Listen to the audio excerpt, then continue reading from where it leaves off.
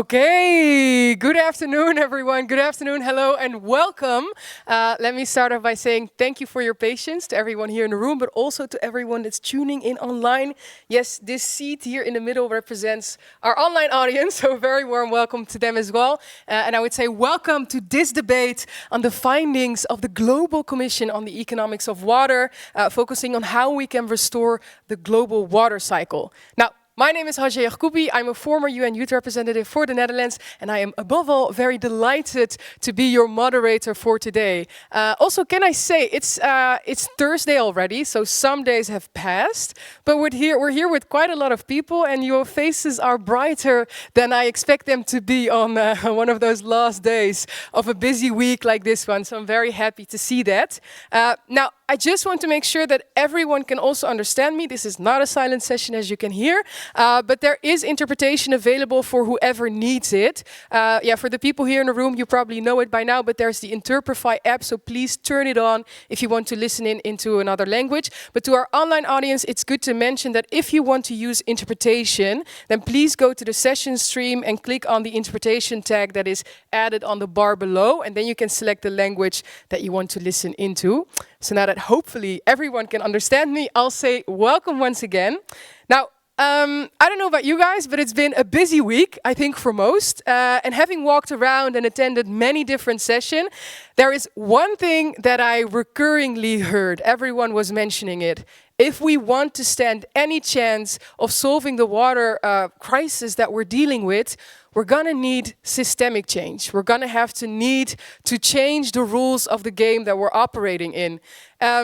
Which is ever so necessary. I mean, I don't have to tell you guys, you are the experts and you know this already, but we know that if we don't solve water, we won't solve anything. We'll fail in everything. We'll fail in climate, we'll fail in security, we'll fail in eliminating hunger and so many things. So we know how vital it is that we do that. And also how vital it is that we do that from this broader perspective where we really look at the system that we're operating in. And luckily, that is exactly what the Global Commission on the Economics of Water has been doing. They've been cracking their brains about how we can redefine the way we value and govern water for the common good, which is, about repurposing subsidies. It's about looking at the way in which we use accountancy. It's about internalizing externalities, the way in which we govern water multilaterally, and about so much more. So that is really a good first step, if you would ask me, in the right direction. Now, all those preliminary findings have been shared in the Turning the Tide report, which was mandatory reading for today. So can I ask everyone, I'm actually really curious, will you stand if you have read the Turning the Tide report? If you remain seated, you have an issue, guys, just so you know. Okay. No, but that's really good. Somebody's applauding. I'm very happy. But now I got you, because before we start, we're starting late because we're going to do a pop quiz with everyone. I'm just kidding. You won't be graded for this session, but I'm actually really happy to see the amount of people that have read it. If you haven't, don't worry, because we will be diving into the outcomes of the report today. Don't worry. There will be much more that will be shared about the outcomes of that report with you. Now, before we do that, and before we dive into the first keynotes that we have planned for today, I would like to call somebody forward that can tell us a little bit more about the aim of the session today, more about the outcomes, and more about how we move forward to share his perspective on that. And then I am, of course, talking about none other than the one and only Henk Ovink, the first ever special envoy for international water affairs of the Kingdom of the Netherlands. So please give him a big round of applause. Henk, welcome. Yeah. Thank you, Hajar. It's actually Henk Ovink looking for a job. The purple circle on LinkedIn people do, looking to network. Yeah. Hey, but Henk, we've gathered here today, and I'm actually really curious to hear from you. We've all convened here. What would you say would make a perfect aim for this session? What should we walk away with in the next hour and a half? I think two important things. One, although you read the Turning the Tide report in majority, not everybody. So we want to make sure that you know what this is about, but also what the Commission's work will be about in the year it still has. looking at the economy through the water lens, rethinking how water works for everything we value and want to achieve, the politics and the connection between politics, economy, and water and how important it is, but also understand better how water works. Because it is individual, as we know from the WASH agenda. It is local in our communities, in our cities. It's regional, connected to our river basins, transboundary, our aquifers. It's continental, but it's also global. Water connects and impacts positively and negatively. So this whole story of what the Commission is trying to set forward in helping us rethink our economic thinking and acting and validation and evaluation and the politics of that is key. The second, and I'm not going to talk more because we have Richard Damania and Johan Rockström from the Commission who are going to be, telling all about that. The other thing is the Commission has a year to go. And that is also a year of making connections. So getting feedback and interaction and understand better from all those scales and layers how this actually works. So it's research, yes, but it's also figuring out how such a interaction with the world, and it's a large word because there are many actors, stakeholders at all scales, how that could work and how we can build coalitions, because beyond the Commission, this should not be a report that's on a desk, but this should change the way how private sector, how public sector, how individuals, how financiers are changing the way how they deal with water in the context of their business, in the context of the economics, the politics, the environment, and so forth.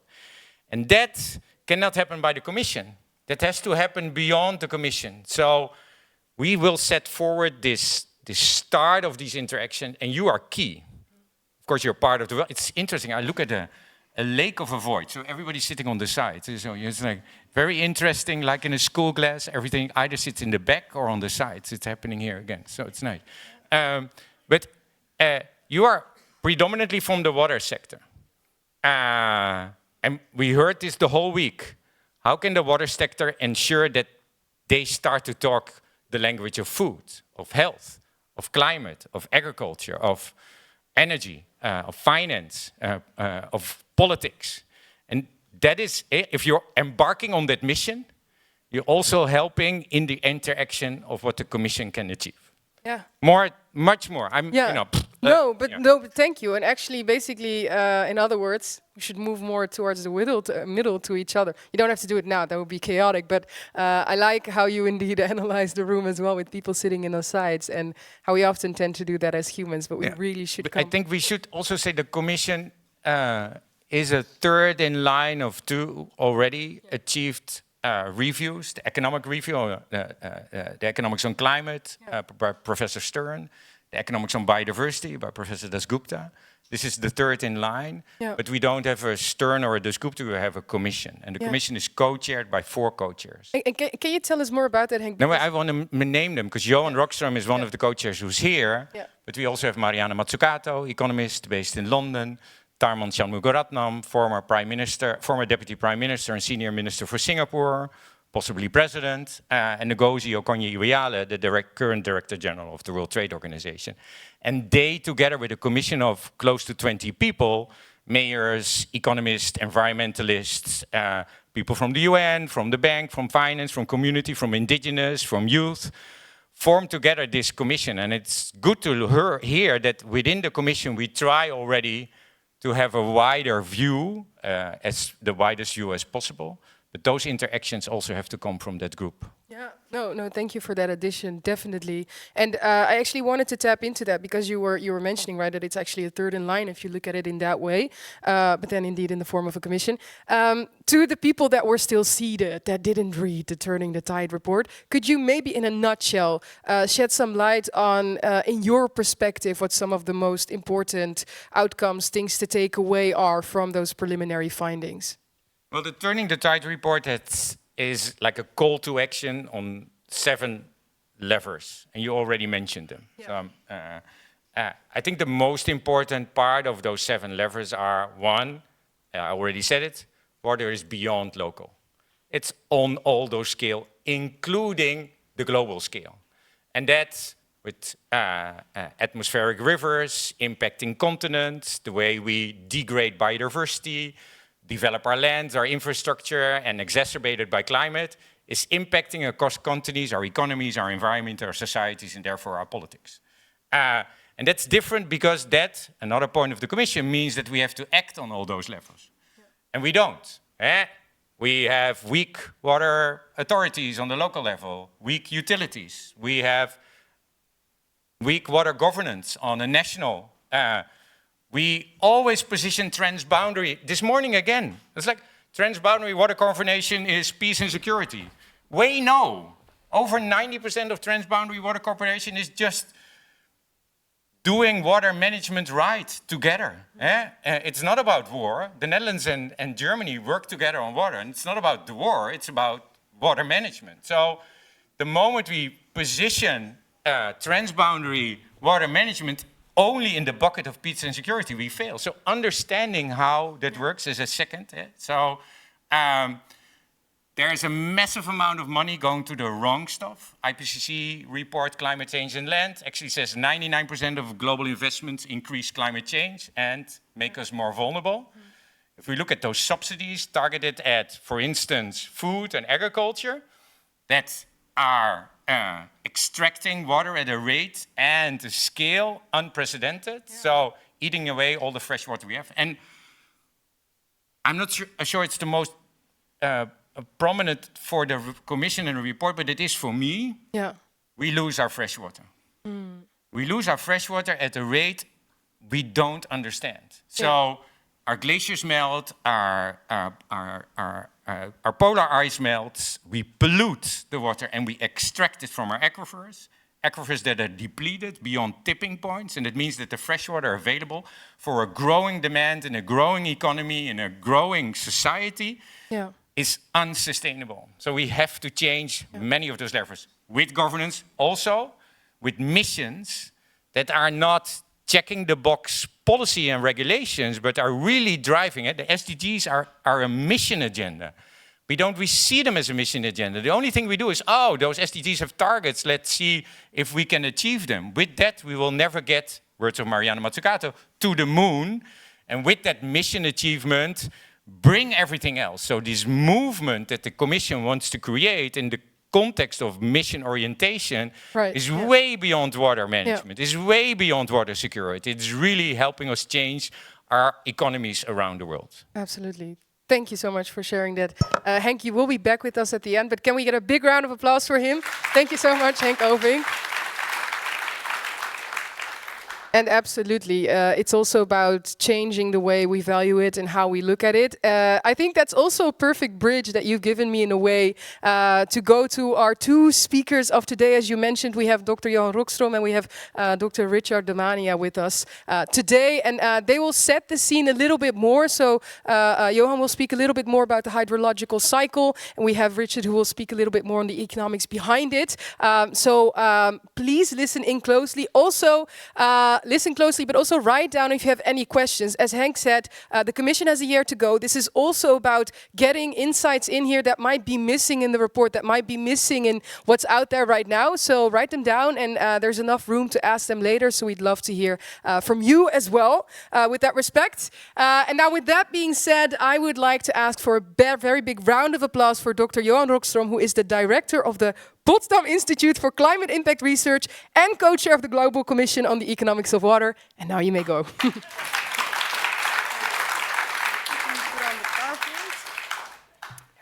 Thank you so much.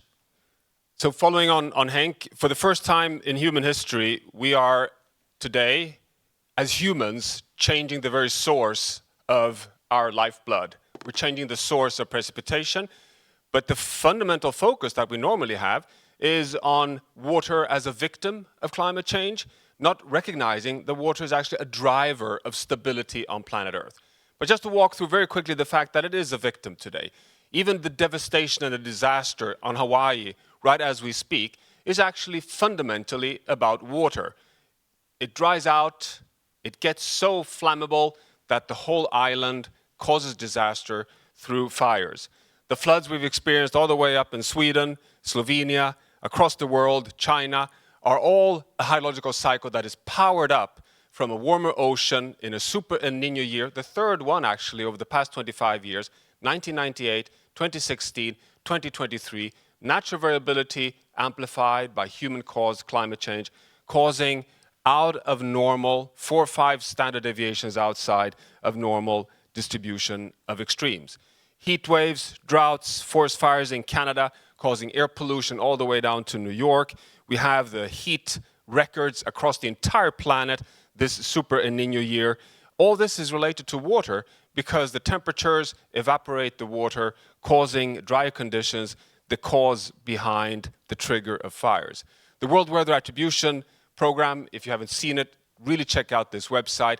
They've now concluded that it's virtually impossible to explain these extremes without factoring in human-induced changes of the climate system, but they don't recognize that behind the scenes, it's always about fresh water, part of driving the extreme, but also generally being the attribute of the fundamental impact, the victim part. That is why we in the Earth System Sciences for the past 20 years have focused on what are the big systems that regulate the stability, the livability of the Earth system. Of the 9 planetary boundaries, fresh water is one of the boundaries. In 2015, in the second update, we were still focusing on blue water, the maximum allowed of withdrawals and consumptive water in the rivers, in the transboundary river basins that we've been focusing so much on. We've moved on scientifically. Several research groups around the world have now integrated both green water and blue water in the planetary boundary assessment, concluding that we're outside of the safe operating space on both green and blue water. What I show you next is an unpublished graph. It will be coming out in the New York Climate Week, the third scientific update of the planetary boundary science. So I plead with you not to spread out on Twitter immediately after this session, but here you are. 6 of the 9 planetary boundaries are outside of the safe space. We are in a real dire global crisis on climate, on biodiversity, and on freshwater. Both the green and blue water freshwater boundaries are considered to be outside of the realm of natural variability of the whole hydrological cycle as we've experienced it over the past 10,000 years. This is a real serious situation because we're starting to understand, just as Henk pointed out, the scale interactions. The Earth Commission have done a critical scrutiny of this work. I'll just show you here that essentially all scientific assessments today show that water is outside of the green safe space. So here you have the planetary boundary science and the Earth Commission assessing both surface water, groundwater, green water flows. All of them end up concluding in the yellow to red embers of risk assessment. So this is where we are. And just a reminder that it's all about the global hydrological cycle. It is about the partitioning of precipitation into green flows, soil moisture that turns into evapotranspiration, the vapor flow, the big flux of the global hydrological cycle, 70,000 cubic kilometers of the total 110,000, and the blue runoff flows, and the whole dynamic finite cycle powered roughly half from the ocean and half from the land. In the input of the Global Water Economics Commission, we've now for the first time been able to model what are the quantities of fresh water, both from green and blue, that drive all the assets in the economies, country by country, by mapping out particularly the green water flows. This is done by work that Malin Falkenmark and colleagues around the world have been doing for decades on partitioning green and blue water flows and the functions they provide to humanity, from everything from ecological functions, food, but of course also domestic industrial use of water, and how much we've manipulated that across the world. But what I want to focus on quickly here is actually on what water does to keep the climate system stable. The Global Carbon Project estimates that 3 gigatons of carbon per year is sequestered on terrestrial ecosystems on land. This is normally talked of only as a kind of a dry carbon number, 25% of our global emissions. It's not 3 carbon dioxide, it's 3 gigatons of carbon, 25% of global emissions. Now this varies very, very much each year. And the reason for this is the variability in precipitation. And we're today seeing worrying signs of this causing a point where the terrestrial ecosystems no longer help us, but rather coming, as you see it on the right-hand graph, close to zero. And the reason for this is a combination of rising extreme events related to precipitation, droughts, floods, and also larger share of land use change. So the kind of broader conclusion is, can we really count on land-based ecosystems in the future as carbon sinks to help us in the transition towards a safe climate landing? This is water economics in its ultimate extreme. What is the value of water for the economy? But we're also mapping out in the Economics Commission the so-called precipitation sheds. Where does the precipitation come from? The origins of land that provides downwind fresh water to countries and regions in the world. And this has been done for the first time with data and methods that we, for a long time, did not have, which is linking global climate models with atmospheric river assessments. And I'll just give you one example here on Germany, showing in blue the sources of precipitation over Germany, but look in red where Germany is exporting its rainfall towards the east.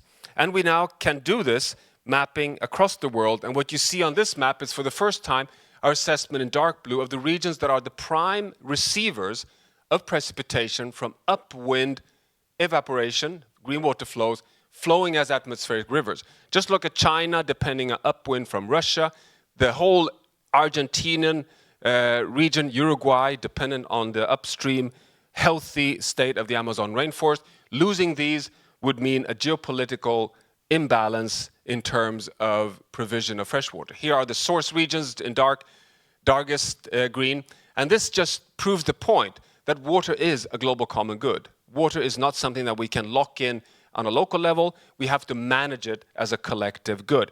So that's why we in the Commission published a piece arguing for defining water as a global common good. We've even started to map country imports in green and exports in orange. Look at Brazil, for example, a country that has a massive export of water, providing fresh water to downwind countries, while other countries are roughly a 50-50% import and export. But this just shows how interconnected all countries are in the world.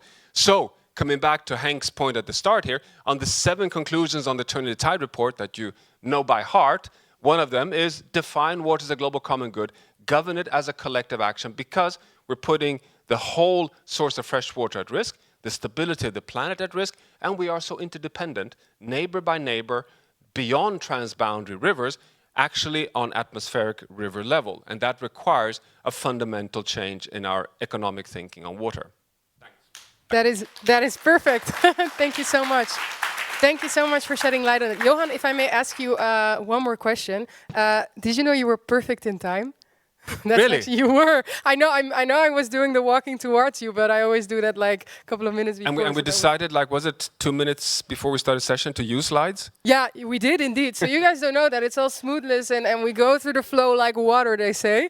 But indeed, that was perfectly matched. And thank you also for shedding light on that, especially at the end. I think that's striking, right, to see how we're shifting that import in a way and that export of water from lands, and that for the first time in human history, the hydrological cycle is changing, is in a way baffling to see. I wanted to ask you, because you have mentioned, right, that the solution, or one of the solutions towards this, is that we start to treat the hydrological cycle and water as a global common good. Now, I can imagine that maybe to somebody that might not be such an expert as yourself, that might also be hard to envision. Could you maybe help and make it tangible for us to envision what sort of a world we'd live in, what that would look like if we would start to treat the hydrological cycle as a global common good? What are we talking about then? Yeah, no, thanks for that question, because it could be good just as a little reminder. What is a global commons? Well, we actually have 4 global commons that are recognized legally across the world. So it's Antarctica, it's the high seas, it's outer space, and the atmosphere. These are considered systems outside of national jurisdictions that we all as humanity are responsible for. So we have a treaty for Antarctica. Do we have a treaty for the global hydrological cycle? Do we have a system to protect it? We don't. So what we're arguing is that we have now become such a big world on such a small planet that we now need to raise the bar on governing the global hydrological cycle, just like we govern the high seas, for example, requiring from us to take responsibility collectively. Now, how that would happen institutionally is, of course, a big question mark. Yeah. But it's a fundamental paradigm shift. Yeah, thank you so much also for shedding light on that. I think that definitely helps. And you give me the perfect bridge, Johan, because how that would look like institutionally and how that looks like in terms of changing economic rules and institution is all about what the next speaker will shed light on. So may I ask you all once again to give your enthusiasm fully to our next speaker, Dr. Richard Damania, who is Chief Economics and Sustainable Development Vice President at the World Bank and advisor to the Global Commission on the Economics of Water. Richard, the floor is all yours. Can we get a big round of applause for him as well? Thank you so much, Hazza. Is that working? Okay, great. Okay. Look, Johan's always a really, really hard act to follow. I mean, he's the best speaker I've ever heard, and really he's laid down the framework for what's wrong with water so well that I don't have to rehearse it whatsoever. So instead, what we'll do is we'll start by stepping back a little bit and talking and putting water in the context of what I think everyone would agree with are the two defining challenges of the 21st century. And we'll go through them and we'll put water into them as we go through. I think the first biggest defining challenge of the 21st century is, as we would all agree, I think over here, is the environmental challenge and a challenge of sustainability. And what it really boils down to, fundamentally, is can we actually grow an economy? Can we eradicate poverty by enhancing the environment rather than by depleting it? Why is it stated in this way? To understand why it's stated in this way, let's go back in time only till just after the Second World War. We've seen enormous growth since World War II. We've seen an enormous reduction in poverty. In just 1980, 40% of the world were in extreme poverty. Today, despite COVID, under 10% are in extreme poverty. Hunger has diminished, so on and so forth. Living standards are higher than they always were. What fueled that tremendous increase in living standards and the eradication of poverty? Of course, there's still too many poor people. Of course, it's still not good enough. But what fueled the progress so far? And this is a graph taken from the Dasgupta Review of Biodiversity. It summarizes it very, very clearly. We have seen and we've fueled that growth through tremendous investments in physical capital and produced capital. That's that purple line that you see trending upwards. We've built roads faster than we ever have done. Communication costs have fallen. We can construct dams, and we have more dams today than we ever had dams. We've got irrigation canals. If you don't have water over there, we can deliver it, and therefore we can produce more food, produce more goods, produce more services. Likewise, human capital has gone up. Say 1960, 1 in every 2 people you would have met would have been functionally illiterate. Today, that number is under 18%. And so on for education, so on for life expectancy, etc. Consider instead natural capital, that is nature. Take any metric of nature that you desire. Johan told us about climate change. It's going in the wrong direction. Biodiversity, going extremely in the wrong direction. It's very, very red on Johan's planetary boundary. Talk of chemicals. We lose more people in deaths to air pollution than we do to all wars and all forms of violence. All forms of natural capital are in decline. So now let's move to water. And let's talk of one aspect of water. You're all water experts, so I had to search around. What is it maybe you didn't know too much about? And one aspect of water that perhaps you didn't quite recognize, even if you knew it was happening. And that is the changes that we are seeing in rainfall and precipitation. What that red line is showing you, the amount of areas, the amount of regions of this world that are experiencing dry episodes, that are trending dry. That is, rainfall is less than the mean, less than the average. More of this earth is turning dry in red than is turning blue. If you were an economist, how would you think about this problem? Why would it be a problem for an economist? Let's change it from water. Let's go to something else that people love talking about. They never talk about water as being a scarce resource. We all talk about fuel as being a scarce resource. Let's think about fuel through time. Once upon a time, take the UK, very well documented, wood was used as the primary fuel. Then we deforested almost all of England.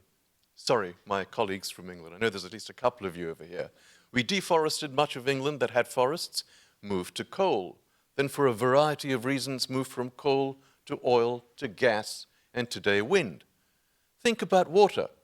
If we run out of water, there is no substitute for water. We can't go from coal to oil. Water is water. It is unique. And if there is no substitute for water, we'll hear a little bit about Cape Town, I think, it will really hurt the economy.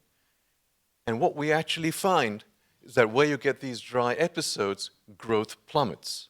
And it plummets quite seriously. The growth can plummet by up to 1/3. And that is a very, very big economic effect, but it's unrecognized. Why is it unrecognized, unlike a flood or anything else? When you get a drought, that is misery in slow motion. It comes upon slowly. You don't know precisely when it's triggered. When there's a flood, you see it, and you actually move in. So the economic impacts here are massive.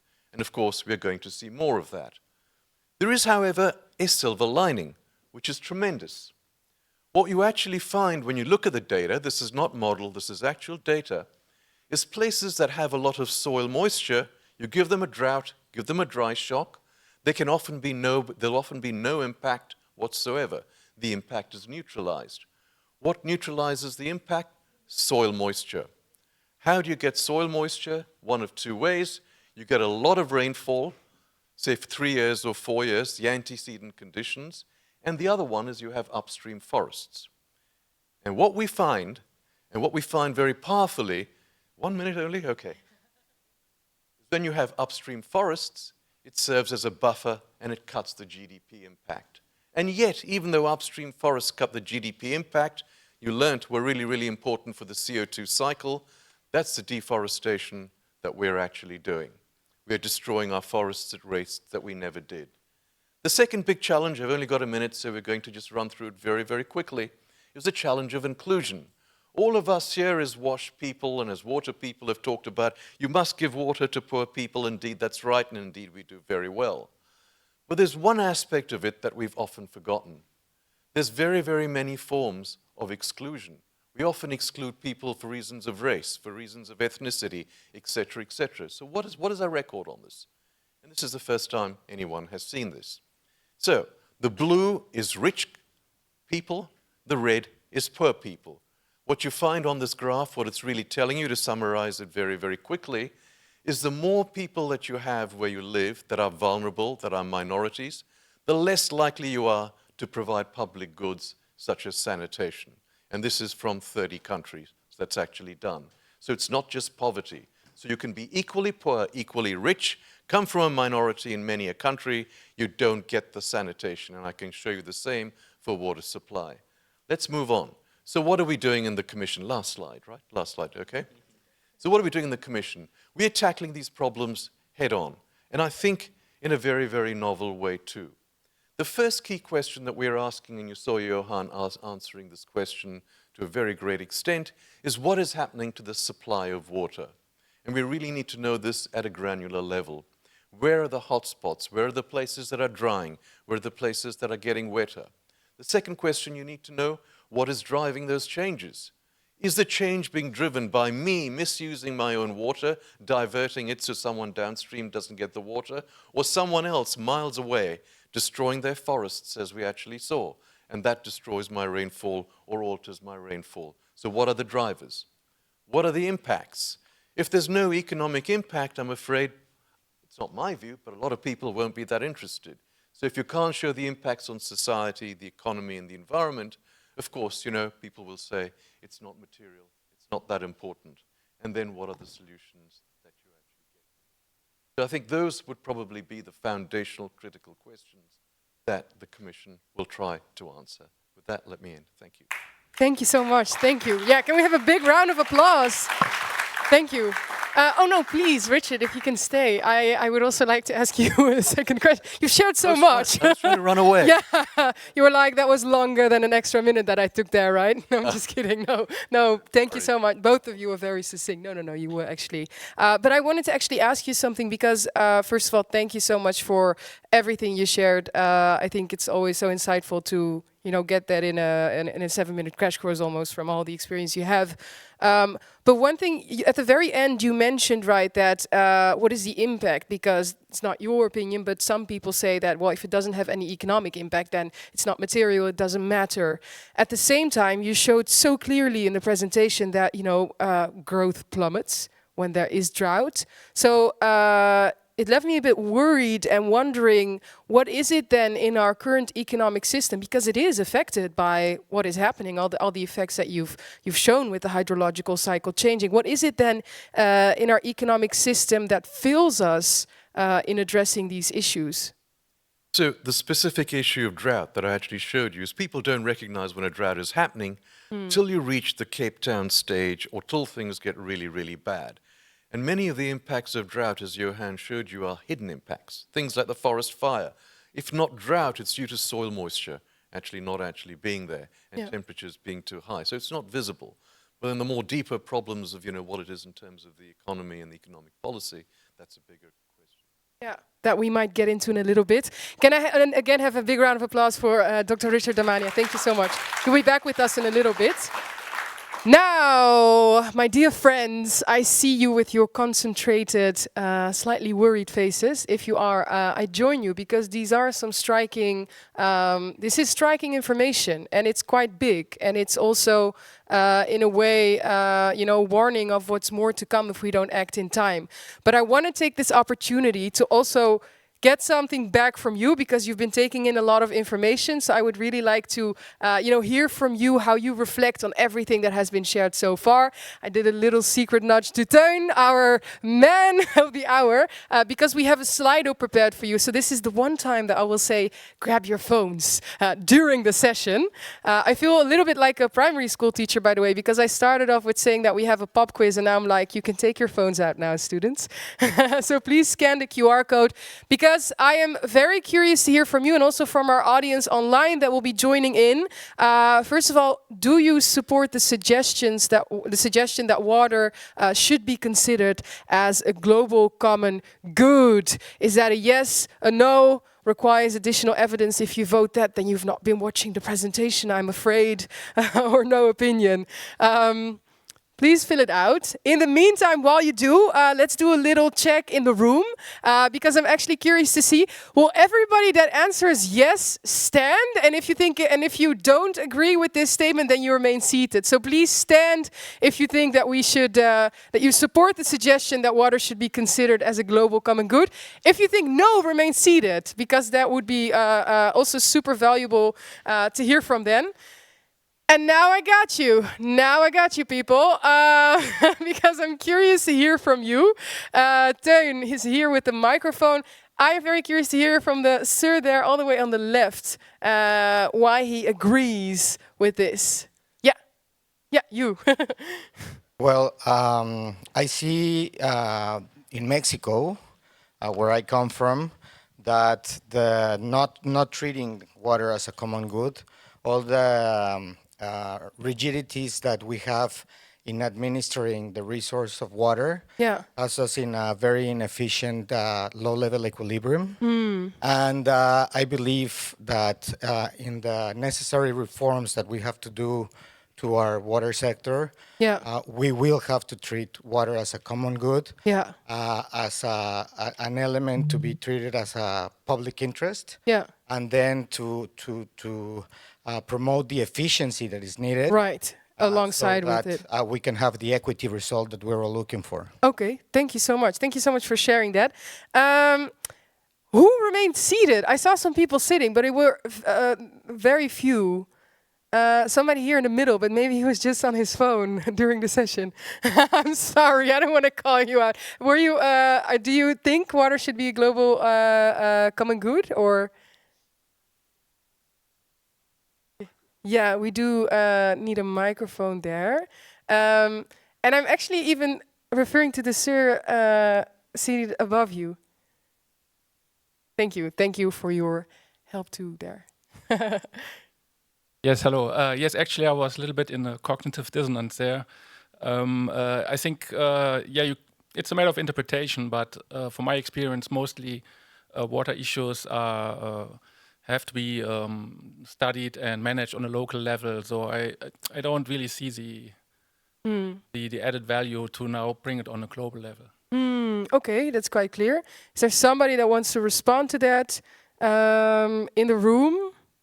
Or maybe maybe we can actually go to the next question because it also adds to this. But thank you for sharing your perspective. It reminds me a little bit of what we started off with when Henk said it's local, but it's also global. And I think also in the presentation what was shown is how it's so transboundary and how these shifting cycles make sure that countries are so dependent on each other and are so interlinked that element is becoming even more prominent. But thank you so much. It's definitely in a way also local. Going to the next slide. Teun, I just think if I press the arrow that it will go, right? Oh, no, it doesn't go, so maybe I'm going to need you after all. Because the next question is what you would like to see or what you see as a key feature of an innovative and effective approach to the economics of water. I would say pick the one that you think is the most important. Is it the efficiency use? Is it the having equity as a condition for water management? Pricing, so we should stop underpricing. Reform of agriculture subsidies was mentioned a couple of times now, right? That we need to repurpose those subsidies.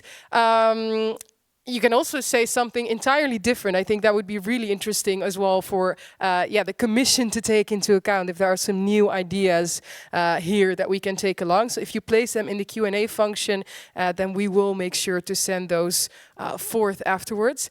Oh, I see we have a favorite. It's popping up at the very top. It's pricing as a reflection of water values. That is actually really interesting. Might be interesting in a bit to ask about that. So it's about pricing the externalities, if you will, because water, of course, is used in so many production processes. Agriculture, as we've heard, 70%. So quite clear. Teun, maybe we could go to the final Slido question because we would also very much like to hear from you guys. What do you see as a major impediment to change how water is being valued and managed at local, national, or global levels? Richard mentioned, of course, that, and that was very interesting to me, that drought is misery in slow motion, as you said it, which I think is very interesting, that because it's not happening as shockingly at once, that we gradually let it go by. Vested interest, that is very interesting. Lack of knowledge, legal and contractual arrangements, lack of capacity to take action. Or else, please specify in the Q&A function.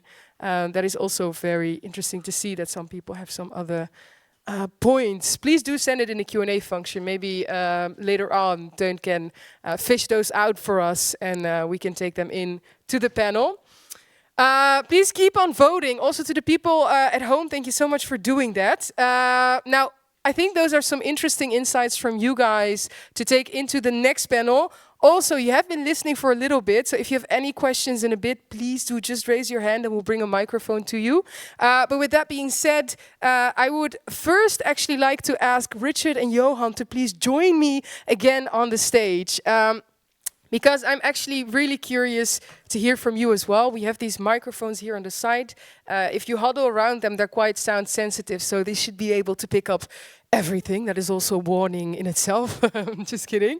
The very last question. We have 59%, even 60% now as I'm speaking, of people saying that vested interest is one of the major impediments to how water is being valued. Richard, I mentioned already, you also spoke of the slow nature of drought specifically, for example, and how that is also an impediment in itself to how fast we act and how much of a crisis perspective we have. But I am really curious to hear from you. Towards action, what would you say is required and what major impediments should we overcome to make these preliminary findings and recommendations actionable? Johan, would you? Otherwise, you're going to have to do rock, paper, scissors, guys. That's okay. Want me to? Go ahead. Okay, so I would agree with the bulk of the audience that vested interests are really, really important. and they are an impediment, especially when you're talking about very big change. So if I'm a very large producer, say, and forever and a day I've been receiving free or highly subsidized water, then of course it affects me, and I will lobby very hard to ensure that my water stays free. But it's up and down the channel. And I'll just point out to everyone that a lot of the subsidies to water are indirect subsidies. So, for example, many countries that are very, very dry subsidize products like sugarcane, which are extremely water thirsty. And you have this huge channel, value chain, and huge numbers of people that are reliant on these subsidies to things like sugarcane, cotton, and rice that are grown in precisely the wrong place. And of course, there's no charge for the water. So you have this vicious interconnected cycle that makes a reform really, really difficult. And in those circumstances, I suspect if you were simply to change the price of water, it won't give you the impact till you actually tackle the subsidies to sugarcane, rice, water, whatever else you're doing. I don't know if I answered that adequately. No, thank you so much. And do I understand it correctly? How would you think then that we get out of that? Because that's sort of a lock-in that we need to get out of then, right? And so we should never worry about water in a silo of water, because water connects to everything else, whether it's the users or the suppliers. And I think we have to get out of our silo of thinking about water as being, simply providing some water infrastructure and the problem is solved. No. Sometimes you make the problem a lot worse. Let me just say this.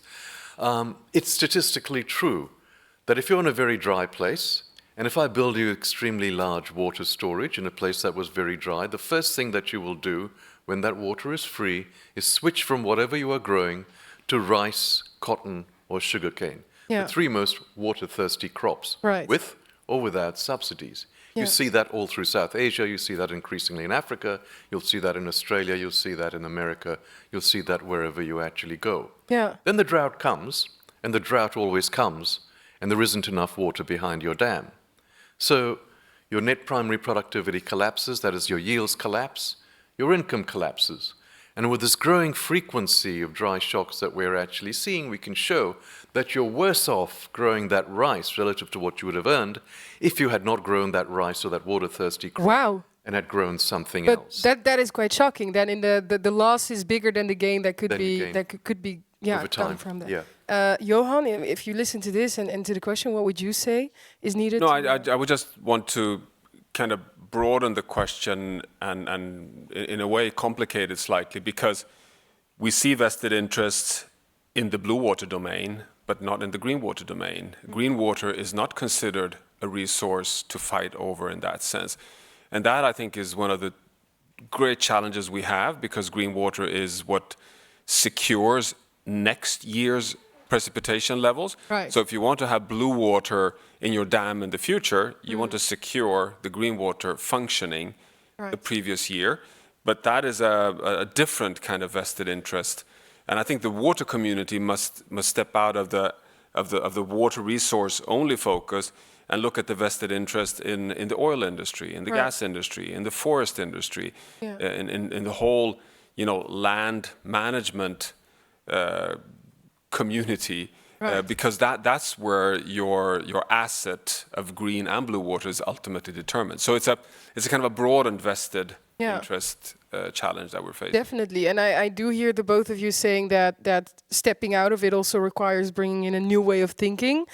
We have some people answering, by the way, that said that it's none of the options that we've provided. It's somebody says our lack of our imagination to think of a new paradigm, short-term political cycles, money profits, geopolitical issues. So a couple of more that people are adding. But I actually want to take what you said, and it was also in your presentation, Richard, the inclusion issue that we have, and I think that's also in essence about bringing in new perspectives that were sometimes missing. And with regards to that, I would like to call forward our other three panelists to join us here, because they really, have these different perspectives, and they've been reading the report, and I've been talking to them in the past days. So I'm very excited to have them here and have them bring in their perspectives. So if I can all get you to please give a very warm welcome to, first of all, Mrs. Christine Pu, who is a PhD researcher at Stanford University on water, climate and economic development, bringing in a youth perspective. Give her a big round of applause. Then we have Mr. Samwel Nangeria, who is a local Maasai community indigenous leader and a leader for the Pan-African Living Cultures Alliance. Big round of applause for Samwel as well. And last but definitely not least, the city was mentioned earlier. The City of Cape Town councillor, none other than Dr. Zahid Badrodi, and also for him, a big round of applause. Now, you guys, you have been listening in, and I'm just really curious because at the very start we said that we also want to get in perspectives that might be missing, and we've stated right that the Commission still has a year to go. These are the preliminary findings. You've all read the report. I've talked to all of you, so I'm really curious to hear from you. How do you relate to some of these early messages of the Global Commission, and yeah, what are some things that you would really like to see added, or some insights you'd like to share about that? Samwel, I'm locking eyes with you. Would you like to start? Yes, thank you so much for this opportunity. And I'm Samuel Nangeria from Tanzania, and a Maasai community. And the first question when I was invited here was whether, am I global? Is my community global? This is the question I was asking myself.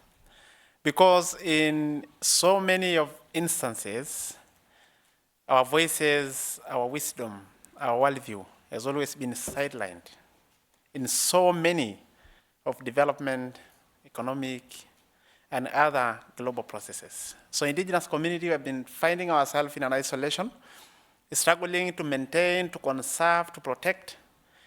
But it seems like the whole world has been fighting us. So what I find here is this is a noble opportunity to be able to present my views, my community views, indigenous community wisdom into this very important resource. How I relate with the earlier messages is it's good to think about water as a common resource, but it is also good to think about how diverse are the ways different people, different communities relate to water. Because for us, as an indigenous community, water is so central that it is not only about economy, it's not about livelihood, it's not about, but it's also more cultural, more spiritual. And our relationship is humanized with water. It's more personal. And this is why we've always been protecting. You see in videos, indigenous community all over the world are being evicted forcefully because they tend to protect their own rights. Right. Nature rights, water rights. Because in so many of the places we've been evicted to, after a while, they change. They become something else. So I think, for me, it's important to think about, as much as we think about global, but we also think about the diverse interests, diverse values, and different ways of relationship communities have with water. Thank you. But thank you so much for sharing that, because what I also hear, and I think that's interesting when we talk, earlier we had the Mentimeter. Who voted for the pricing as the most prominent thing that we should do? Can I see hands in the room?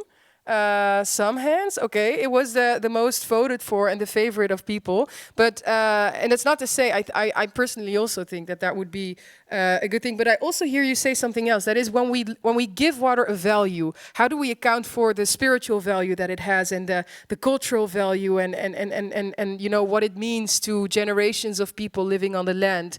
That is an interesting one. Maybe we can tap into that in a little bit, because I also want to go to you, Christine. From your own background, you are specialized in water, in water development, economic development. How do you look at everything that we've been discussing so far? What are some major bottlenecks that you've identified? Sorry, I'm a little bit short for this. Please, take the mic. Share this. I hear the need for different types of governance systems. I hear the need for collective action and, putting our interests aside to think about others, but I also see the realities of different incentives for action or the lack thereof.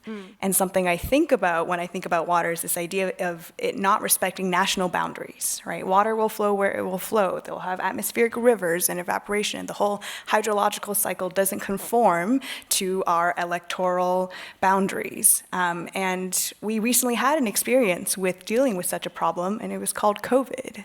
And in reflecting on kind of vaccine distribution or the lack thereof, I think there's a real opportunity to think about what didn't work in that scenario, what happened when no one knew what to do, but we're thinking about, folks residing within their own boundaries, and what mechanisms do we need to improve upon to actually present incentives to think about collective responsibility. So I'm hoping that, I'm sure there are lots of folks thinking about this as a reflection point, but that does seem like an opportunity.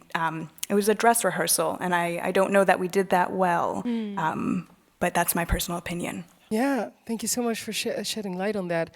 I also once heard somebody said that the pace at which we distributed and mobilized ourselves, that showed that there was an inherently more crisis sort of perspective and insight that people had rather than a transitional one. They always say that if you look at something as a transition, it takes 2 to 3 generations to change it. But if you look at it as the crisis that it is, then it's way faster that you can actually do that. Thank you so much.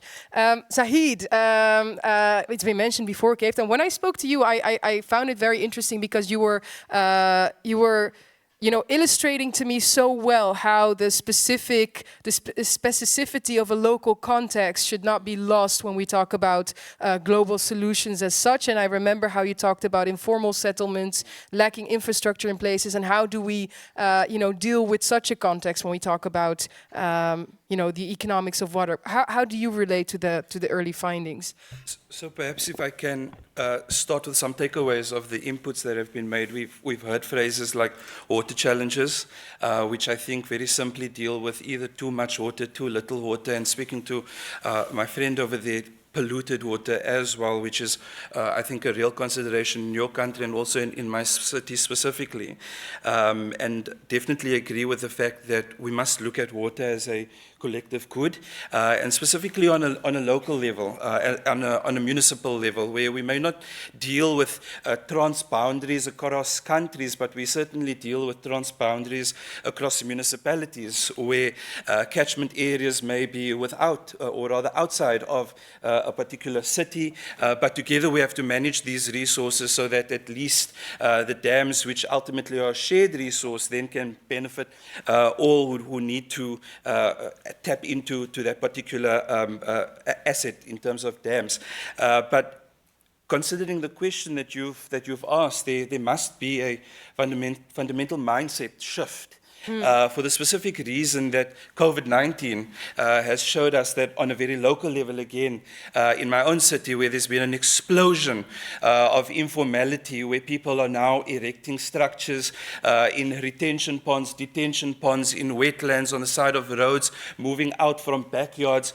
How do we provide water services in a safe way to these areas, but then again on a very local level, looking at the collective agreement taken from the study, how do we look at pricing in terms of providing those services to a community that may not potentially be able to pay for it? Right. So those are some of the conversations we're having. And you mentioned a mindset shift. Can you maybe elaborate? What should I think of when you say that? Yeah, so in my city and in our country, we're very good at, making sure that where there is a service requirement in terms of the constitutional right of every South African to water, to sanitation services, there is a national standard where we must provide one tap or one sanitation access point to every 5 families, one tap to every 25 families within 100 meter. But the mindset then is noting this explosion in this informality. how do we reduce those standards to get, or how do we improve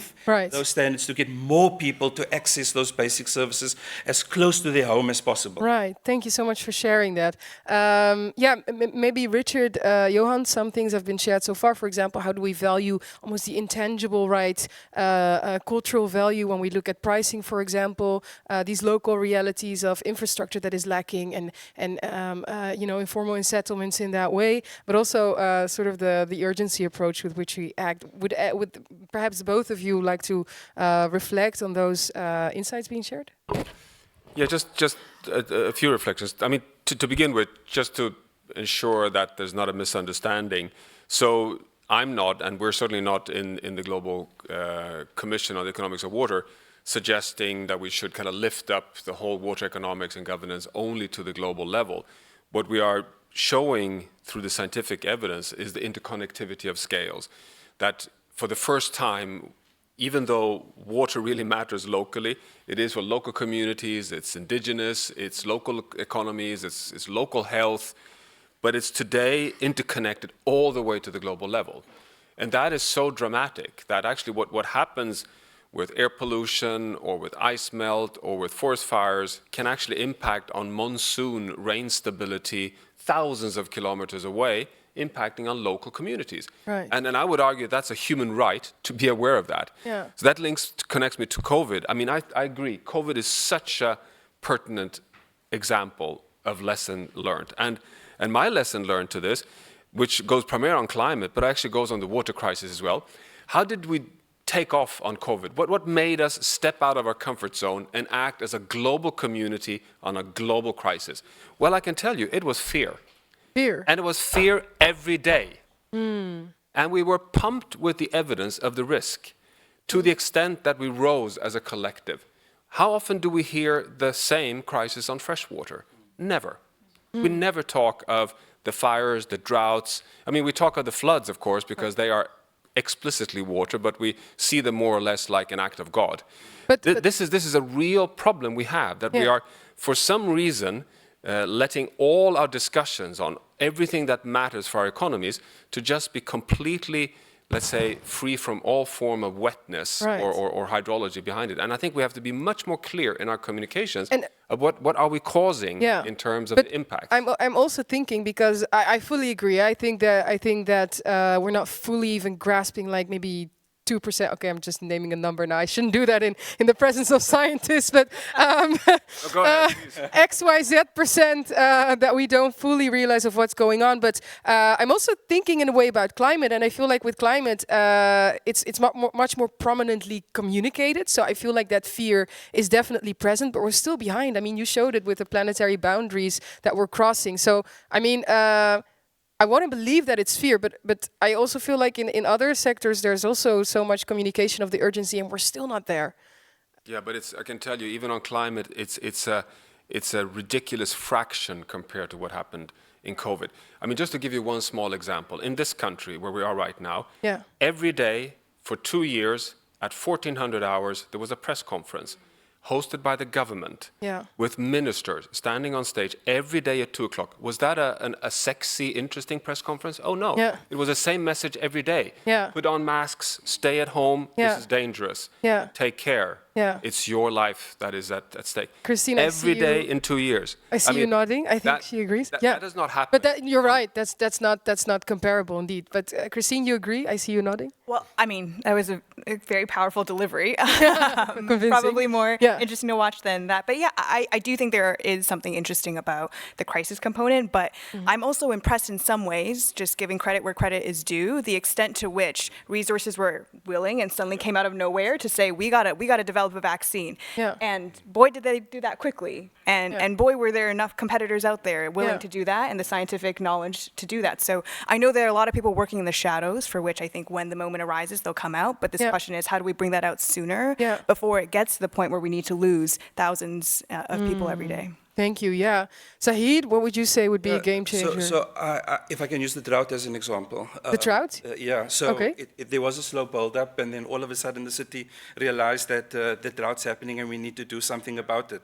And so it caught us off guard, let's say. It was a shock for us. But we know at this moment that we're needing to prepare for drier weather going forward. And so what we have at this moment is what we call the New Water Program, where the city is going to be investing in infrastructure, where we're producing 300 million liters of new water from new water sources a day. Right. So we're saying we need to reduce our reliance on surface water. We're already doing significant work in that space with the Nature Conservancy as an example, where we are removing alien invasive plants so that the surface water can make its way to the dams. But then obviously reuse is another conversation that we're starting in our city at this moment, because it's not something that we do, but a critical component of our water future and waterproofing our city. So those are some of the game changers that you guys are that we're bringing, but also the cost and again the pricing that goes into that and who pays and so on. Definitely. In the meantime, by the way, if there's any question from the audience, I'm just checking. Oh, there's one here and there's one here.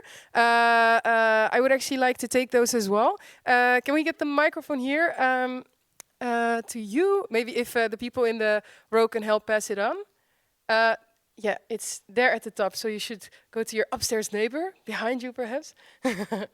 Thank you so much. Go ahead. Thank you so much. I have both a note and a question. I am a junior rapporteur at this week, and I really have been missing this climate perspective. So thank you for being here and talking today. As a sustainability science student, I really see the need to integrate climate more in water discussions than what we do now. And to my question, I think that you, Johan, more than anyone, understand this need to translate science into an accessible language that people understand, like you have done many times in your career. But water often remains hidden on the climate agenda. And as an example, in my sustainability science class, out of 50 people from all over the world, only me kind of see water as an important issue. Right. Which I think is really weird. And so your question is, how do we put... No, so my question is, how can we translate these findings that you're now working with in the Commission into a language that is accessible and make our policymakers finally understand? That's a really good one. You posed it to Johan, but maybe I would also like to pose it as well to Samuel. If you want to add as well, Christine. But I want to go to you because when we were talking earlier, you were also talking about how we bring a message to people with all these different values around the world, and how in the work that you do, you also try to bring the importance and the value of water across to people. So perhaps you can shed some light on that first, and then perhaps either Richard or Johan could add to that. Yes, I think one of the ways that Commission might help is through communication. Is very, very important. During COVID, for instance, in my community I come from, I think we were the last persons to get the message in relevant language. What do you mean when you say relevant language? I mean the language that people understand. In Tanzania, for instance, tribal languages are not allowed in public, in any radio or television. It is only the Kiswahili or the national language that is allowed. It's not allowed to make any statement in indigenous language.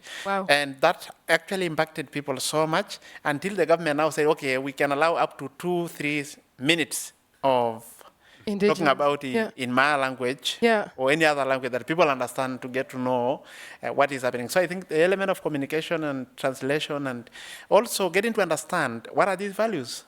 Because I think if you don't know, then it will be difficult to understand how the messages will be developed at the end. Yeah, thank you so much. And that is baffling in a way that such a big threshold exists for people to even get the message. Richard, I don't know if you would like to add perhaps as well to the question about how we can get these findings in an understandable way to people. So I think there's two elements to it. One is just the pure communication. The other is also the science. And there isn't even in the scientific community, if you talk about climate change, there's very, as Johan said, there's very limited recognition of the hydrological cycle. as I think it was Johan, was your phrase, was that is the bloodstream of the climate cycle, right? Without the hydrological cycle goes wrong, the climate cycle goes wrong. And you could say the same thing from an economic perspective. We need water for survival, we need water for everything that we produce. There's water embedded in everything, one way or another. But is it recognized? No, it's not. Yeah. Why is it not recognized? It's taken for granted. And I think that's part of the problem. It's also, and I have to say this, very difficult to understand, at least from both the economics and the science angle, how important water is, what are the embedded contributions that actually exist. So you will find innumerable examples of, oh, when temperatures go up by X, GDP will fall by Y. You will see only about 5 or 6, what I would regard as being credible, good papers, that will tell you when water comes down by X, GDP will go down by Y, because it's so difficult to do. Right. Let me just stop there. Yeah, and thank you so much, because yesterday I was at a session, there was also somebody that said we need a mental shift, and you were talking about the mindset shift earlier as well, in that we're taking water for granted. Yesterday specifically we were talking about how in the food system we see water solely as an input instead of, for example, an existential threat to the entirety of it, or in different ways. But that is also striking to hear that you would only have like a couple of good papers that I think underlines how we are taking that impact for granted. Thank you so much. Can I jump in and just... Yes, please do. Yeah. I'm a data science, which means I love numbers and pretty graphs. Yeah. But I actually find that some of the most powerful things to communicate are stories. Ooh, and as much as we need scientists and economists, we also need a lot of lived experiences. Yeah. And in my research, when I work with local communities, it's not hard to see the impacts of climate as soon as you have a conversation with them about livelihoods and just what farming has been like over the last couple of years. So to the extent that we can have a collective and diversified source of information and knowledge, I think there's really a lot of power to that. Yeah, to telling stories. I see nodding all around, so I guess it's probably, for sure underlined. Thanks for sharing that. I think that is also a big thing, right? If you want to get these findings out to the masses and we want to get people behind it, then there's also an element of how do we tell the story. So thank you for that addition. There's one question here from the audience as well. Could you say your name and your question?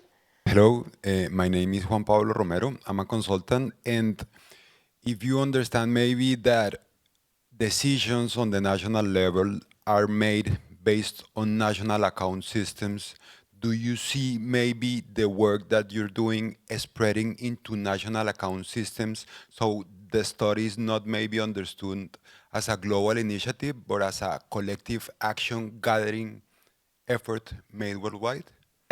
How do you mean that it's, could you explain what do you mean with national?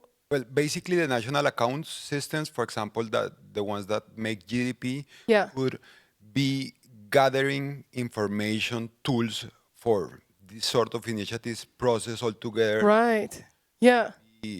Corroborate what you're saying. Yeah. Doing that, improving the decision-making process and the political process. Yeah. That's a good one, that relation with national. And maybe if you could pass the microphone down, then we can do 2 questions at one, because there's one here at the very front as well. My name is Meike. For me, Richard and Johan are not only some of the smartest people in the business, they're also some of the best communicators. So you inspire me. This is a treat before we go home from Stockholm Water Week. And I think, yes, we need to communicate to the masses, but we also need to communicate to decision makers and read it, listen at it again, repeat it. Drought is a crisis in slow motion. Yeah. One of the things I keep saying since Richard taught it 10 years ago to me, I think let's be careful not to oversimplify. We need these stories. We have good storytellers here. Yeah. And let's make sure that we connect the dots, make it a little bit simpler, but also stay with the content of it, because this is aspiring communication and it needs to reach maybe not only the great masses, but the people who dare to take decisions, and we need to get out of the water bubble. Yeah. Thank you so much for sharing that as well. And definitely, I think I will also be stealing that, by the way. So you did it 10 years ago, Meike. I'll do it today. just Please, yeah, would you like to So respond? I like the point that's being made, and it was in another session chaired by or hosted by the World Bank yesterday, where the point being that there are different groups of people that need to be spoken to, and not everybody needs the same type of message. You've got your experts, the professionals, the engineers, and then you've got your decision makers, the government, and so on. But the reality here is that those in government aren't necessarily reading those technical reports which are being put together and read and analyzed by the experts. So the point being is that in a government space, those in the decision-making realm need to be surrounded by those people who understand the importance of the lessons being learned on a global, national, local level, and then interpreting that for that specific context. Right. And then tailoring that communication to who you are speaking to, but at the same time not forgetting the ordinary, let's say, resident on the ground where these decisions are then having an impact on. So tailor the message towards who you are speaking to, and remember, not everyone's interested in the technical component, but the technical component matters in the decision-making process. Thank you definitely for shedding light on that. Johan, you'd like to come in? Yeah, I just wanted to follow up on the accounting question, which I think is a really important one, and I hope that we can make some progress on that in the Commission. Yeah. I mean, one thing that tends to happen is that we in the water community tend to look a bit jealously on the climate community, that they've come much further ahead on quantifying carbon and the cool integrating kids. carbon in the country. I think the tactics should be, you know, just like at Tour de France, you know, when you have headwinds, you put yourself just behind the yellow jersey and you just hang along.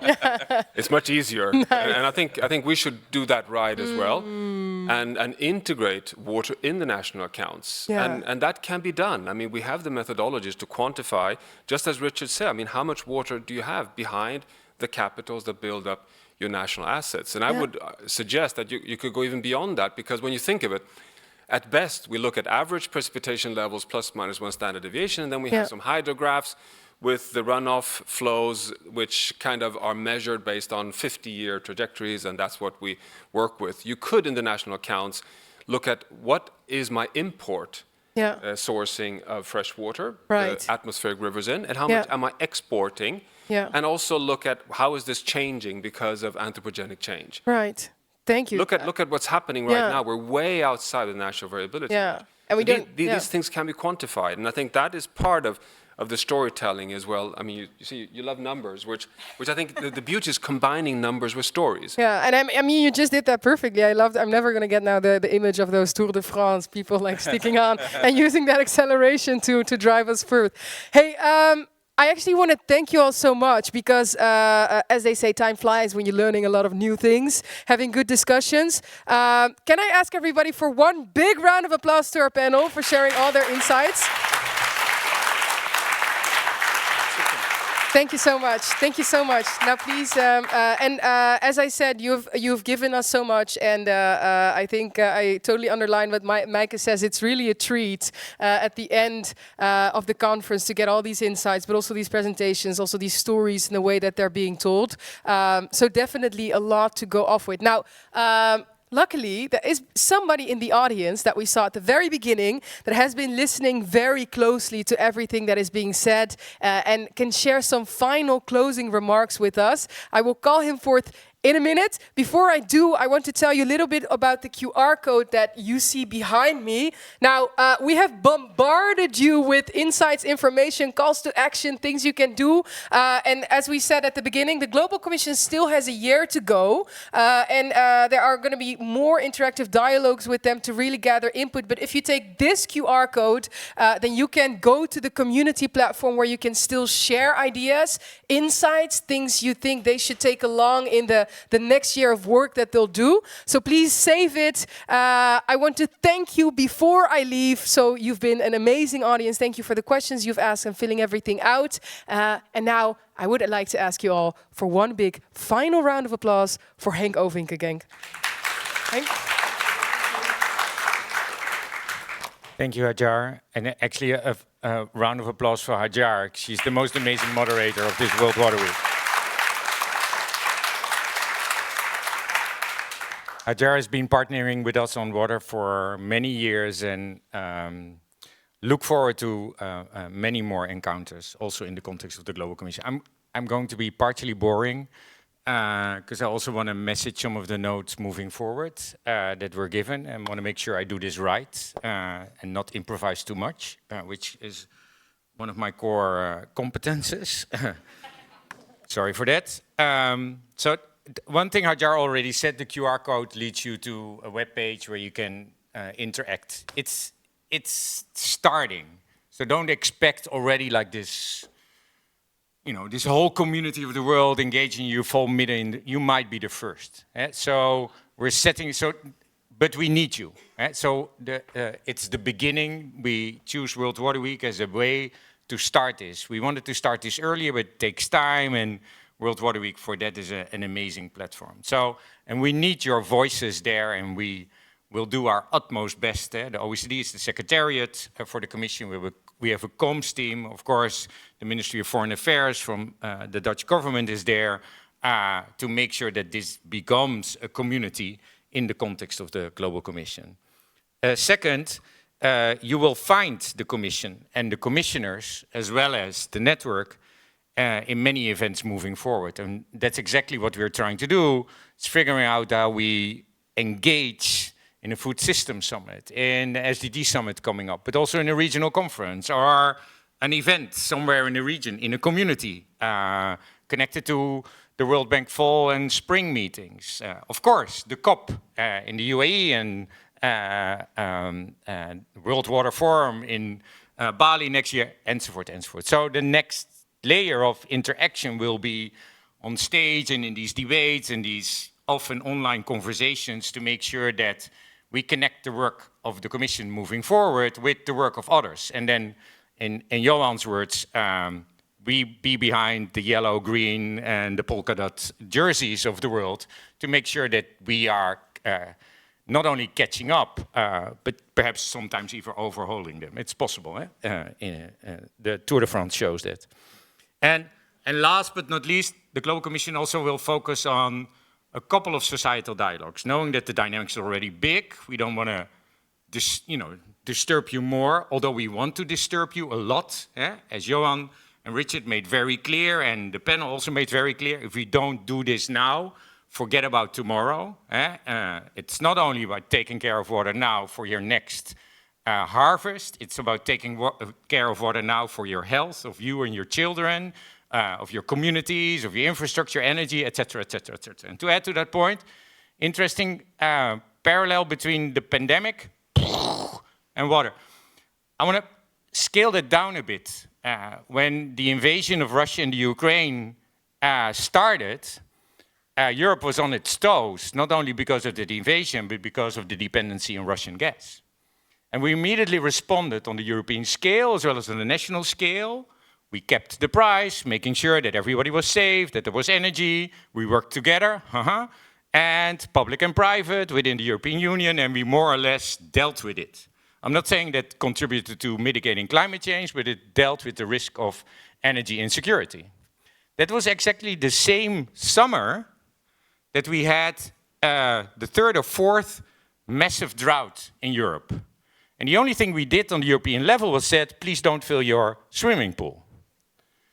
So compared to that energy crisis, the response from a government perspective was like nothing. The response from a private sector perspective was also nothing.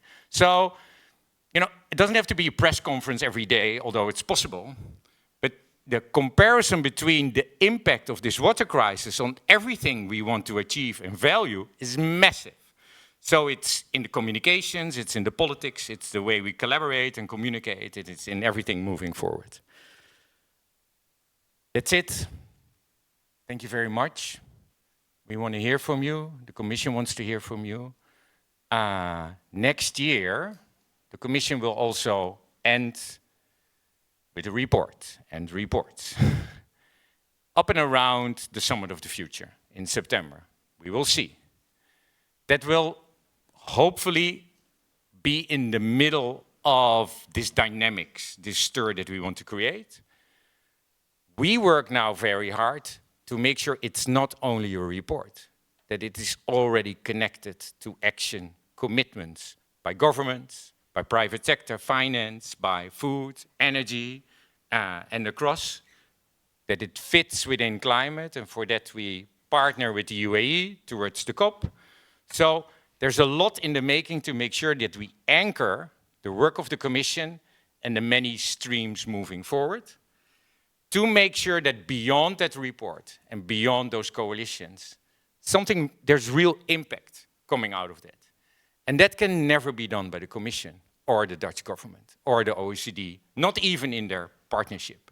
That has to happen because in the context of water being global common good, it demands a global coalition at all scales. It can be very small at the local scale, but in the context of this massive burst of action. So the Commission is also an ask, a call to action, but in that sense a provocation to each and every one of you in the context of where you work and with who you work, that if we don't take concerted action together and scale that in the context of this crisis, we lose, we fail. So, on the upside, it's possible, because we've done it and we do it every day.